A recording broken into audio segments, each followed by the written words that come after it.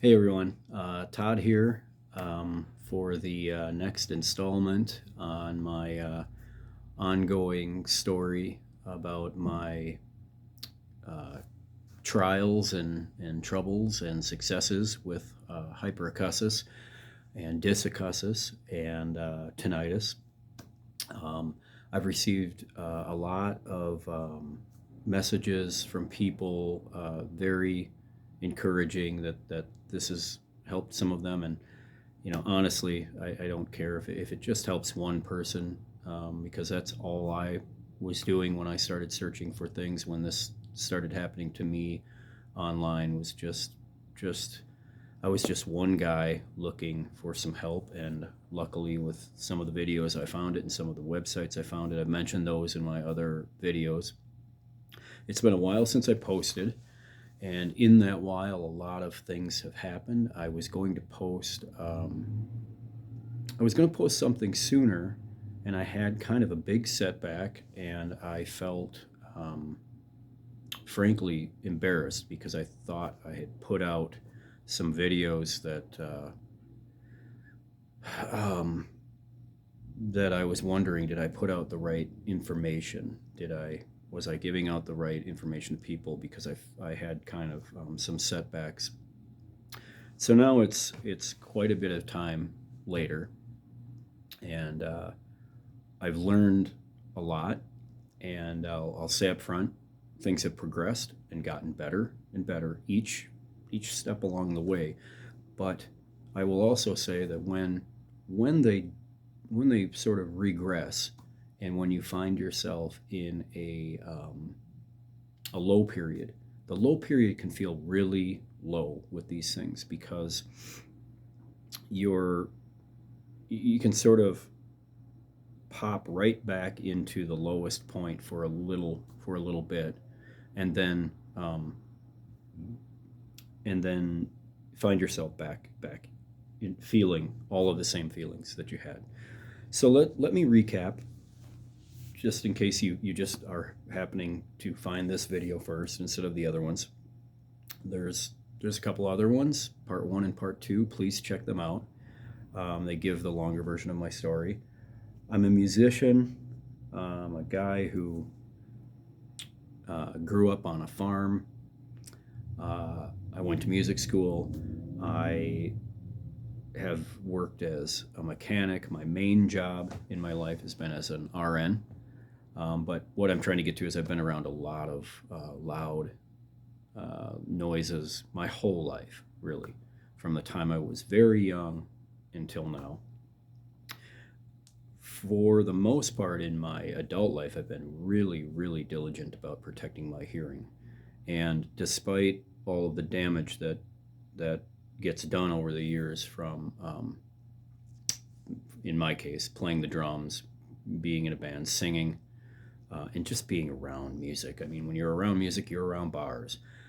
Bars are loud in general. When you're around music, you're around other bands. You're opening up for bands, they're opening up for you, so you're sitting through much more music than other people. If you work around machinery, several times a day, something's running and it's loud, and you're revving it up to see if what you fixed is working. So that exposure over time is going to cause some hearing loss. So one thing I want to encourage everyone to do is, I think there's this sort of fatalistic approach that some people take with their hearing, where it's like, well, I've done so much damage already, it doesn't matter. That's just not true. As you get older, you're going to have some hearing loss, no matter what you do. Almost everybody has that. It's just natural aging. Things don't have as good a blood flow. The blood flow that it has isn't as adequate as we'd like. Blah blah blah. There's lots of other factors. There's a cascade of factors that go into these things. Things don't heal as well. Those little hairs in your cochlea that get damaged don't heal as well. Your body in general doesn't heal as well. So anything, anything you can do at any time along the way that can slow the process of you damaging your hearing on top of this natural aging more is important. So we always want to be thinking about that. So anyway, I grew up with that. Uh, I've always protected my hearing, worn earplugs. I realize now I probably still wasn't doing enough. There's still more I could do along those lines, but I did a fairly good job. I have a moderate hearing loss in the areas where you would expect to see it with a musician, and of course that translates into having some difficulties understanding speech in certain places. I'm lucky in the way that my tinnitus popped up when I was about 9 or 10 years old. I had an uncle who was a professional musician, would tour all around the United States and outside of the United States, and his band would practice at my grandparents' place. And one day I was watching the band, and I came up from there, and my ears were ringing, and it never went away. That was lucky because I've had to adapt to it from a very young age. And so my tinnitus doesn't bother me like a lot of people's tinnitus bothers them. I've become so used to it. So I have a deep understanding of how hard that can be for people who have tinnitus pop up later in life. Tinnitus, just as we go along here, I'll explain what I know, and you probably know it too, but we're going to say it for people who may not. Tinnitus is usually linked to hearing loss, and the way that works is there's an absence of information coming in your auditory system because you've damaged that area of your hearing. Like, just picture those hairs on the inside of your inner ear and the cochlea that are damaged. They are no longer, they're the microphones, they're no longer taking in the information. And then your neurological system does a thing that's strange. It inserts noise in there. That noise we hear as tinnitus. It's a ringing. So that's why you will always hear audiologists and ENTs and people talking about this say that there is almost always hearing loss associated with tinnitus. They say this, but I don't think they do a good job explaining it very, often. So that's why I'm explaining it. So I've always had tinnitus, probably due to the hearing loss I got when I was a young kid. And I was dealing with that, playing in bands, having my own band, working part-time as a mechanic. And then I had an incident where I was wearing ear protection, cutting off a bolt on a piece of suspension. And this is where mine gets a little tricky now. And now that I've gone on long enough, I'm going to talk about where mine might deviate from yours, but it might clue you into something that's going on with you that nobody has ever brought up to me. So when I was doing this, it was a very hot day. I'm in a shop. I'm here in Colorado. I'm in a shop wearing ear protection, and it's a hard, hot job. So I'm sweaty. Obviously, if you're sweaty, my inside of my ear canals are very hot, right? Hot, humid, sweaty, and after I cut this bolt off with an air chisel, air cutter, which are very high pitched devices. Air cutters like zzz, really high pitched sound. But as I said, I was wearing some ear protection, just really simple shooter's muffs, which were not adequate. But I was wearing those. I got done. I didn't think anything of it, but I had this fullness in my ears, and I had this sensitivity to other sounds around me. And then I had a feeling of a dissonance with sounds coming in, where there was a part that didn't sound correct. Anybody who's experienced this will know what I mean. Anyway, I didn't think that much of it. It was late in the day. I had gotten done with this thing that I was working on. So I cleaned up and I was driving home, and that's when it really came in, that, like, okay, I've done something here. Something's wrong. It's not getting better. So again, you can watch my longer descriptions of these, but I'm going to keep jumping forward. I'm just giving this so you know where I'm coming from again. This progressed into hyperacusis, so I was really sensitive to loud noises. It progressed into dysacusis, which is this discordance, this dissonance of sound that is for me, it was very hard to explain. It was like I was hearing two frequencies between my ears that were not jiving. I could hear it when I would clear my throat, weirdly enough, like the resonance inside my skull. I'd go, and I could hear the difference in how it wasn't right. It didn't seem right, and that's the only way I can explain it. And people who've experienced it, I'm sure you'll understand that it's very hard to put into words. Words don't match up with this really well. The other thing I had, and this is one of the big important ones that I think doesn't get talked about, I haven't found people who talk about this, that's why I talked about it being a hot day. I had a huge amount of pain down my neck and sort of into my ear canal and my neck in general, like the saddle of my shoulders, in my back. It was just pain that would not go away. It was chronic. It hurt all the time. It felt hot to the touch. In my other videos, I talk about this, and I talk about how I would use like really cold fruit juice and hold it in my mouth, and that would bring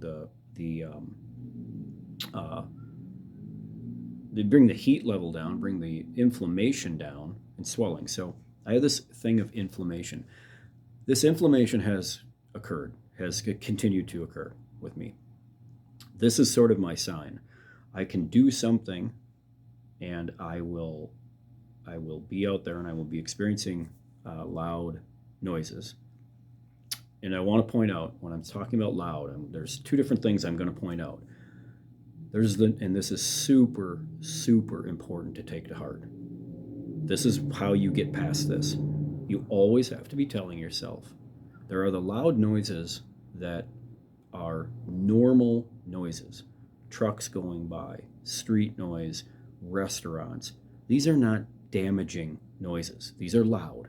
They're loud noises that are normal within a normal parameter and a normal time frame of hearing that you should be able to experience naturally and normally to have a normal experience in your life.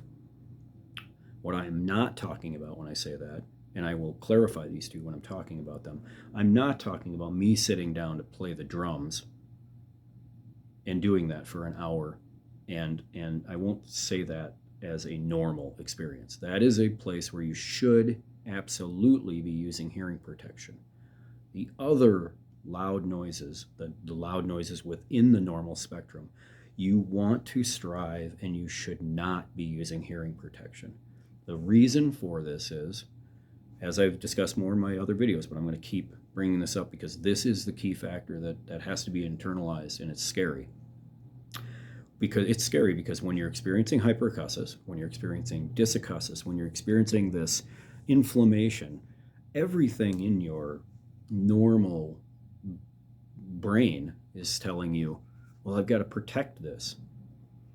But what you're missing is that these normal sounds that we're hearing, it's our body's overreaction. It's it's a skewed neurological response to what's going on. And what we want to do, instead of lowering the noise threshold, we want to continue to leave the noise threshold alone. We want to keep hearing those trucks going by outside. We want to keep going into those loud restaurants. We want to keep exposing ourselves to these things so that our tolerance level goes up, right? Your tolerance level goes up and you become normalized again, because this is a neurological problem. We had something go wrong neurologically in our hearing pathway, and we want to normalize that back again. So we don't want to be sticking earplugs in all the time. Now, this doesn't mean you never can, right? If you're going to take a long drive in a car is a really good way, I think I've learned, to normalize your hearing back, right? Go for a drive in your car, windows up, but just that noise, it's right at about, it's about 80 decibels, somewhere in there. So it's right below the threshold where it can be damaging over an extended period of time. But it's a really good white noise thing that can be coming in, and you can get used to it and normalize it. And you've got other things going on to distract you. It's become a really good way for me to get my hearing back to normal. I'm sorry I'm jumping around here, but hopefully I'm staying on a pathway that you can keep with me. So all of those things happened to me. I experienced and still experience this inflammation thing when I have periods where it's getting me. My hearing is fluctuated on and off. I'll have days where I get this sort of full sense in my head, and I've never been a person that's had that. I've never been a person who's had sinus issues. I've never had a person who has, taken anything for those kinds of things. I don't have allergies, but I will get an ongoing several day long thing happening where I feel like it's a little painful right here. I feel a little hoarse. I'm clearing my throat more, sniffing more, and my hearing will feel as though I have kind of a cold, and it will feel a little plugged. And when I'm popping my nose to clear my eustachian tubes and equalize out pressure, especially my right ear will not clear very well. I've never had that problem. I've always been able to clear those well. So it's something different, right? And these are the things we want to really clue in on with ourselves, because your thing is going to be different than my thing, but maybe my thing can clue you into your thing, and vice versa. So now I make sure and clear my eustachian tubes a lot, just so that equalizes. That's the tube that goes from your inner ear down to the way up in the back of your throat to equalize pressure and to let inner fluid drain. If this is plugged up, you're going to have a problem, and it's going to feel weird, and it's going to contribute to all this stuff. So for me, I can feel these inflammation periods happening. That's when everything becomes, it zooms in a little more. All of a sudden I'm hypersensitive to some noises. I'll walk into a loud area, a restaurant or some place to pick something up, a hardware store, and it'll feel loud and it'll feel a little overwhelming.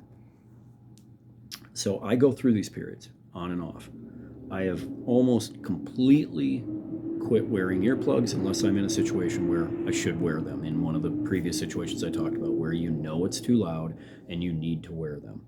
Otherwise, I don't wear them. Occasionally, I wear my noise-canceling headphones when I'm driving, if it's long periods of driving.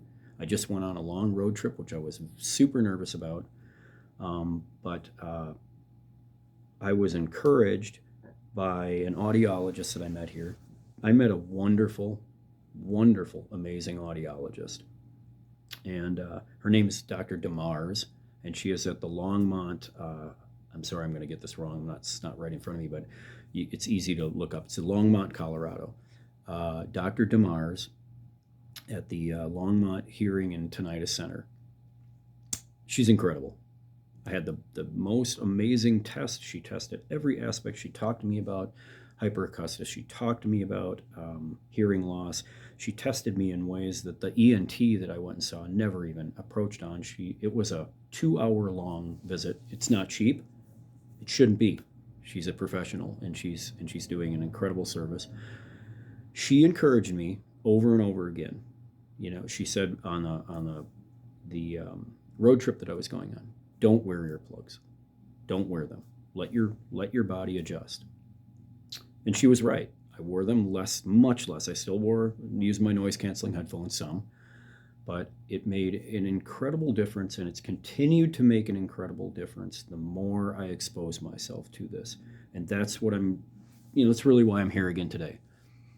I just want to stay on the same path of encouraging you to move towards what is normal meaning everybody else around us, what they do, right? You don't see people walking down the street with earplugs in.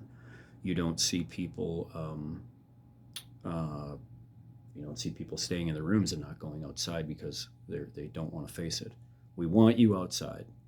We want you living a normal life. We want you going to family functions. We want you going to functions with friends. This means exposure. This means repeated exposure, so you get to learn, right? You have to learn logically, because this thing's kind of illogical, right? It makes you want to do things that aren't in your best interest.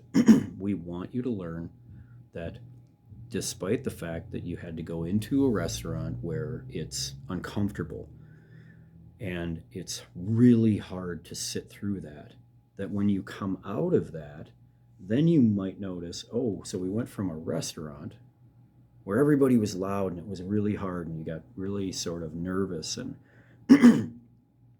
maybe even felt like having a panic attack, but you got through it without earplugs in. And then when you went to the other bar that was much quieter, all of a sudden things were a lot better. Why were they better? Because you raised your threshold of what you were comfortable with, right? The threshold went up instead of down to more sensitivity. You went up so you have less sensitivity to normal events in a loud restaurant. Then you went to the bar where it was a little quieter, and you sat there and had a conversation like this with a friend. And what you need to be keying in on that'll tell you this is the right thing to do is all of a sudden you'll be like, oh, it's not bothering me. This isn't bothering me. This is normal. These are the things that will get you through and keep you doing what you need to do so that you're not doing the opposite. The opposite would be, right? One, you never even go to the restaurant. But let's say you went to the restaurant. You go to the restaurant, you're going to wear some kind of ear protection. Go to the restaurant, you wear some ear protection. You're in there for 45 minutes, and now you come out. So now you've blocked those louder normal sounds that you were not going to be exposed to for an extended period of time, an hour. Nothing wrong with that. And now you pull the earplugs out. Well, now outside of the restaurant, where it's normal street sounds, it's quiet, it's loud, it's quiet, it's loud. Now you're even more sensitive to those because you had the earplugs in.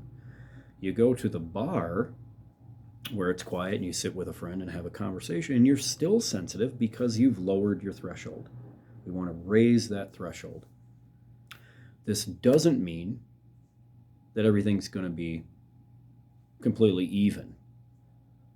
You may, like I've experienced, you may get home and then start to, experience this inflammation from all these little, the nerves, the muscles, the tiny bones in your inner ear, all these things that can, that have been fired up by this process you have going. And you might sit there and be like, wow, it's really getting me. Cool. Accept it. It's just like if you went and worked out at the gym, right? You expect to feel that. You expect to feel sore. You can do what you do with this. You can take some ibuprofen. You can literally, what I do, get a glass of water, really fill it with ice, and just watch what you do at home. Watch some Netflix, do whatever. Sit there after your thing you did that night. Drink water slowly. Let it sit in the back of your throat. Let it cool these areas down and deal with that, and get this process going where you know how to deal with what is going on with you. Your tinnitus might be louder. Use something to mask it when you sleep during these periods. My tinnitus has been all over the charts. Some day it's just incredibly loud, and some days it's really back to my normal, where I've had it my whole life. Don't get discouraged by these, because remember, we're working our way through this process, and this process is a long one. Like my issue happened on July 7th. So it's been, since that it's now day after Thanksgiving. So it's taken a long time. Sorry, somebody's honking their horn out there. I encourage you to find an ENT, an ENT or an audiologist that has really good knowledge of what it is to be dealing with hyperacusis, dysacousis, tinnitus. If they don't walk away, if they're encouraging you to wear earplugs in normal situations and to do these things, and they really don't have a handle on this, walk away. They're wrong. My goal here and my hope is that I'm going to reach people that have already gone down the road or already started to go down the road like I did, of like, you're going to protect your hearing all the time. You're going to be wearing earplugs. You're going to be wearing noise canceling stuff outside all the time. You're going to do that. And it's not getting any better. This is the thing you have to you talk yourself through. It's like walking up to the edge of a cliff if you're afraid of heights. You know, a cliff's got a guardrail on it. You're not going to fall off. This is the same thing. You've got to deal with your own inner turmoil. You got to deal with your own wanting to put an earplug in, right? You know, put earplugs in right when it gets loud. You have to deal with that. And it's a real simple process that I, said already, but I'm going to say it one more time before we end here. Just ask yourself a simple question. Is the situation I'm in loud enough that it's damaging to my hearing? Now, that's a pretty easy thing for anyone to answer, right? If you're watching a band in a small club, the answer is yes. Put your hearing protection in. No doubt, no question. If you are, let's say you're in New York, you're going to jump on a train. The train's going to last, subway's going to last 20 minutes. Well, they can be pretty loud, but 20 minutes exposure is not damaging to your hearing at the volumes they're at. Those are precisely the things. Don't put in your hearing protection. You're going to go into a loud restaurant. Don't wear your hearing protection. You're going to be in there for an hour. Maybe it's going to spike a few times and it's going to get loud. You want these exposures that push your envelope up. And they don't just push your envelope up neurologically of what you're hearing. They push your own internal thought process up, where you start to realize, okay, I'm not damaging my hearing. You need to say that to yourself again. I am not damaging my hearing. The only way out of this damn mess that, has been created for us and that we're trying to figure out is to raise your threshold up of what your hearing exposure is that you can feel comfortable with. The other thing to do that you can do on your own that I've mentioned before, that I've done a lot of, is find test tones online, that, a sweep of test tones where it goes, all the way up. And you can expose yourself to these. They can really help your tinnitus sometimes. They help mine to like calm down. And you can put on headphones and you can slowly raise the volume on there, really slowly raise the volume. And just have it run through the pitch. You just get used, because there'll be points in there where and then you will even identify what frequencies you're really uncomfortable with. You will find where it's like, oh, right there at whatever, 3,300 hertz, I'm super sensitive, or whatever it is. You got to trust in this process. There can be somebody who could say to me, how do you know this is right? Well,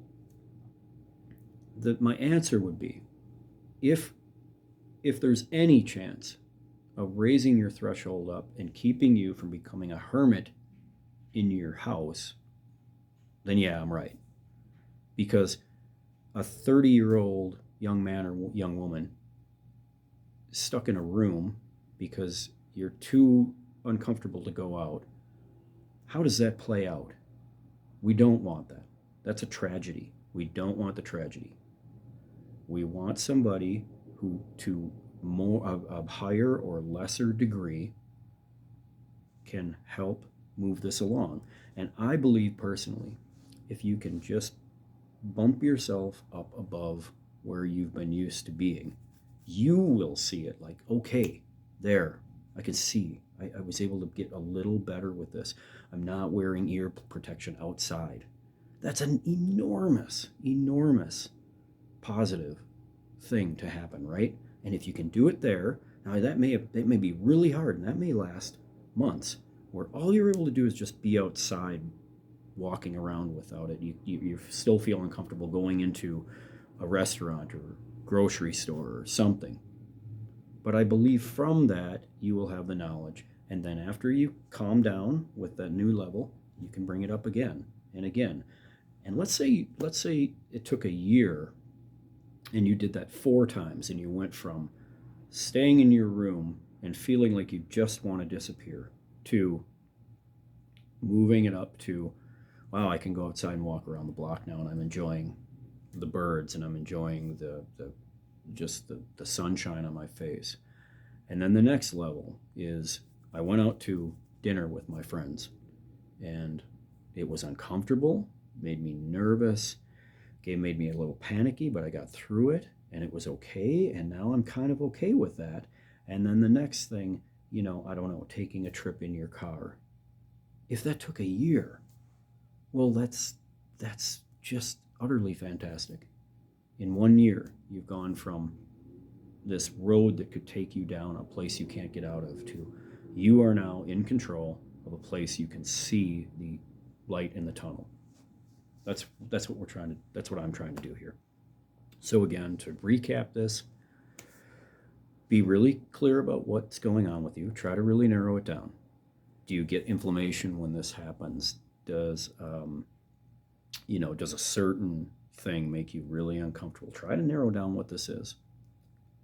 Be really clear with yourself about, is this thing that's making me uncomfortable and bothering me and I want to put in earplugs, is it really damaging to my hearing? I bet the answer for what we're talking about 99% of the time is going to be no. It's not going to be damaging. If it's not, then you do not need hearing protection. Even if you wear it part of the time in these things. Anything to get you along the path. 3, definitely identify the things that are damaging and absolutely wear hearing protection. Okay? You've gotten yourself to a good place, or you're just sick of sitting in your room and somebody invited you out to see a band and damn it, you're going to do it. Wear hearing protection. Don't be foolish. This is not about telling you to not wear hearing protection. We want to wear absolutely the right hearing protection when we are in a loud environment. We don't want to wear the hearing protection when we are not in those situations. Find yourself a really good audiologist. I don't know. I believe the doctor that I saw could probably recommend a lot of doctors, and she probably is in that world and might know people in other parts of the country. Again, the person I saw is Dr. Demars. I'm sorry, I don't know exactly how she pronounces her name. Dr. Demars at the Longmont, Colorado Tinnitus and Hearing Center. I can't say enough about how incredibly wonderful that place is and how incredibly wonderful she is. And lastly, view this as a process. This isn't an all or nothing game. This isn't like, I tried to go outside, it was too much for me and I failed. And so now I'm not going outside again. This is an ongoing process. This is a relearning of an event, right? Think of any event you've had to learn from scratch in your lifetime. You crashed your bike a lot when you first got on a bike as a kid. You didn't say, I'm not going to ride a bike again. This is the same thing. Our neurological system, threw us a monkey wrench, and we need to retrain it. We need to get back into the whole ball game of retraining it. Very lastly, a thing I'm just going to hit quick on that I have brought up in my other videos is blood flow into your inner ears. There's lots of supplements that you can possibly take, but the absolute number one thing, and I think it lends itself to everything we're talking about here, is exercise. Just get in some routine where daily, even if you're still stuck in your room and you haven't been able to just get yourself out of it and you're still wearing ear protection and you're not visiting your friends and you're not doing things, this has a double effect. Start working out. Just start doing silly things, right? Push-ups, pull-ups, lunges. You don't have to go to a gym to do these. This gets your blood pumping into this inner ear, gets blood flow in there. It's healing. The way your body heals is through blood flow. That's how it gets all the nutrients there and gets all the bad stuff out.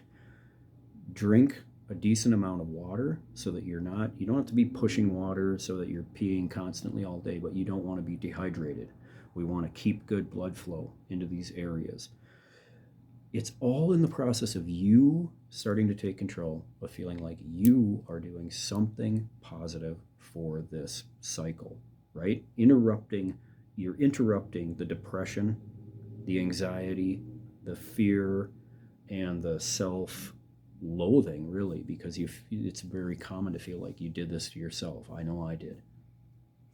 Again, I hope that this helps you.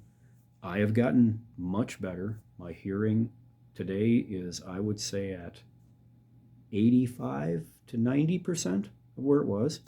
I'm still facing the fact that I have more hearing loss than I thought I was going to have, and I'm going to have probably hearing aids sooner than I thought I was. I kind of knew I would, but the reality is it's going to come sooner, and that's a hard thing for me to realize, but this is the life we're in, right? We've got to be honest with ourselves so that we can do the right thing from this point on. So be honest with yourself so you can do the right thing from this point on. Send your questions and comments, and just know that we're all in this together, and you're not alone in this. And feeling scared and hopeless is absolutely part of this process. And I've been there. I've been contacted by people that I know are there, and we're in this together. Stick to the process, please, and hang in there. Thanks a lot.